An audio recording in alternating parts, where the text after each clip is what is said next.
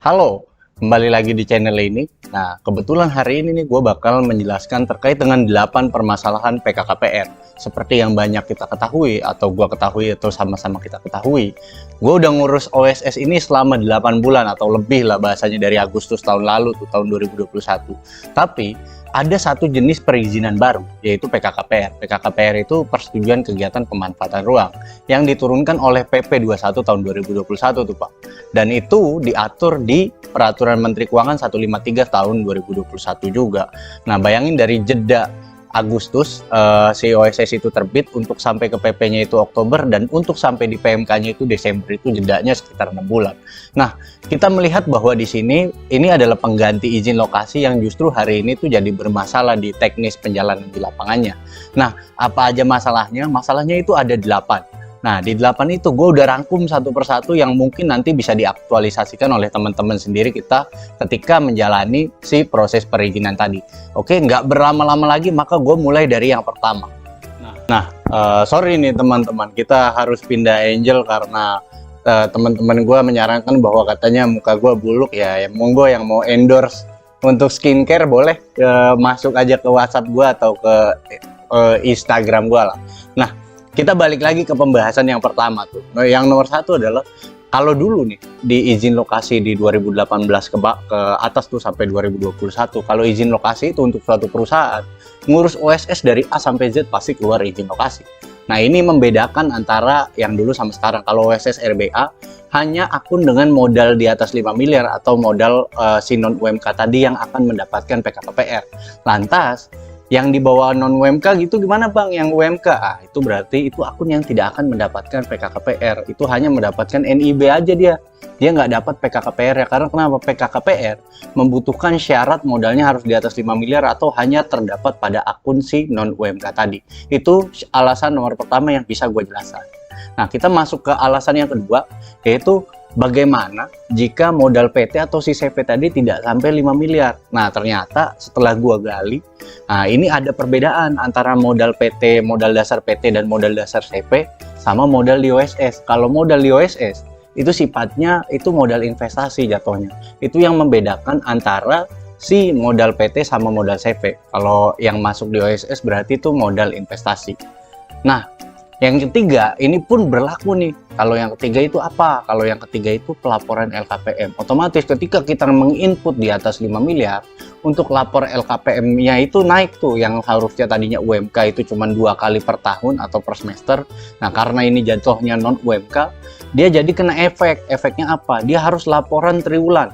Triwulannya itu selama setahun itu 3 kali sampai 4 kali di tahun berikutnya.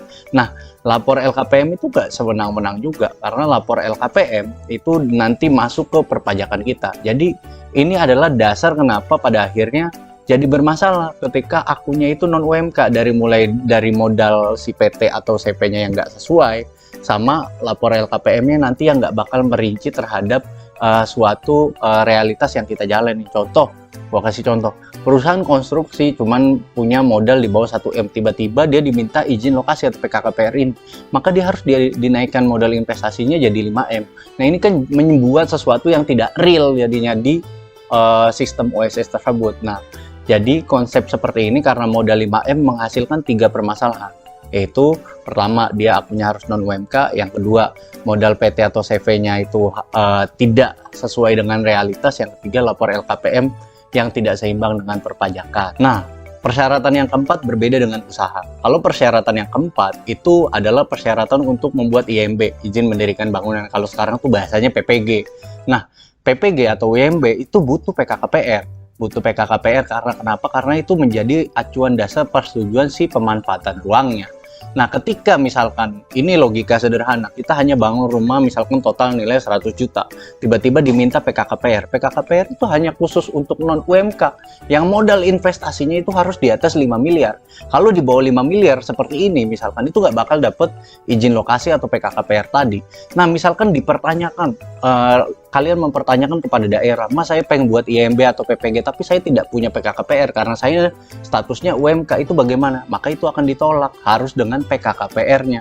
Nah, ini membuat si berjalannya rumah tadi, pembuatan IMB atau PPG-nya tadi itu tidak sesuai dengan realitas modal yang dimiliki oleh si punya rumah. Jadinya apa? Nanti nggak sesuai, nanti justru malah ada modal-modal yang sifatnya halusinasi. Nah, ini adalah teknis ketika kita ngurus PPG atau IMB yang prosesnya itu ada di lapangan dan membutuhkan PKKPR. Itu alasan nomor 4 yang perlu kita catat.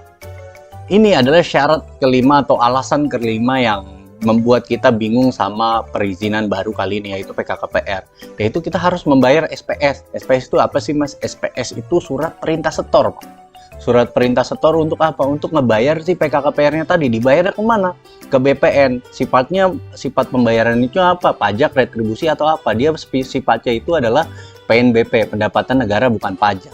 Nah, pendapatan negara bukan pajak masuk kepada negara yang pada akhirnya pun ini nggak jadi masuk akal kepada kita. Kenapa dibilang nggak masuk akal? Tanah punya kita sudah kita bayar. Kita pun sudah membayar pajak bumi dan bangunan. Nah, tiba-tiba kita diharuskan untuk membayar PNBP, pendapatan negara bukan pajak, kepada negara yang pada akhirnya apa? Tanah sendiri. Masa kita harus membayar sesuatu yang bukan pajak dari tanah kita sendiri? Itu alasan kelima kenapa pada akhirnya PKKPR ini jadi bermasalah. Nah, ini alasan keenam yang sekaligus mensinkronasi ke alasan ke nomor 7. Nah, nomor 6 alasannya itu sosialisasi yang kurang. Nah, sosialisasi yang kurang pada akhirnya PKKPR itu jadi rumit pengurusan izinnya. Karena sosialisasi yang kurang, pengetahuan kepada masyarakatnya itu kurang. Jadi itu sinkron tuh, masyarakat jadi kebingungan ngurus izin. Masyarakat setelah kebingungan ngurus izin, nah, semua instansi pun sekarang minta PKKPR. Semua instansi minta PKKPR, pada akhirnya apa? Instansi hari ini kan harusnya PKKPR itu kan hanya khusus untuk non-UMK. Misalkan gue mau bikin pajak, misalkan pajak untuk kendaraan. Nah, itu perlu PKKPR. Sedangkan bagaimana sifat PT atau CV yang dibawa non-UMK yang tidak punya PKKPR? Pada akhirnya apa? Sosialisasi yang kurang, sedangkan semua instansi itu meminta PKKPR dari si PT atau CV-nya, sehingga membuat sosialisasi yang kurang ini menjadi sesuatu yang misinformasi kepada instansi maupun subjek hukumnya tuh. Jadi ini absurd lah ibaratnya perizinan kali ini. Nah, yang terakhir adalah PKKPR-nya itu nggak kunjung terbit. Kenapa PKKPR-nya nggak kunjung terbit? Karena SPS-nya tidak dikirimkan kepada si akun tersebut. Nah, kenapa sih seperti itu? Nah, ini adalah permasalahan yang sejak Agustus 2021 itu jadi masalah sebenarnya. Sampai hari ini, walaupun udah ada pemberitahuan SPS akan terbit, pada akhirnya banyak PKKPR yang ditolak tuh karena SPS-nya tidak kunjung dibayarkan. Bagaimana si SPS-nya kunjung dibayarkan, sedangkan si surat perintah setornya pun tidak pernah masuk ke akun OSS-nya. Nah, dari 1 sampai 8 permasalahan tersebut, PKKPR ini memang suatu perizinan baru yang sifatnya itu baru masuk pada masyarakat menggantikan izin lokasi, dan pada akhirnya minim sosialisasi dan menyebabkan misinformasi kepada masyarakat, sehingga ya sampai hari ini pengurusan izin PKKPR itu masih sulit dan menjadi sedikit kacau di teknis penjalanan di lapangannya. Nah, kurang lebihnya mohon maaf. Kalau memang lu semua ada masukan, silakan tulis aja di kolom komentar. Jangan lupa subscribe dan like video ini kalau memang kalian merasa terbantu dengan informasi di video ini. Sampai jumpa di perizinan-perizinan selanjutnya. Dadah.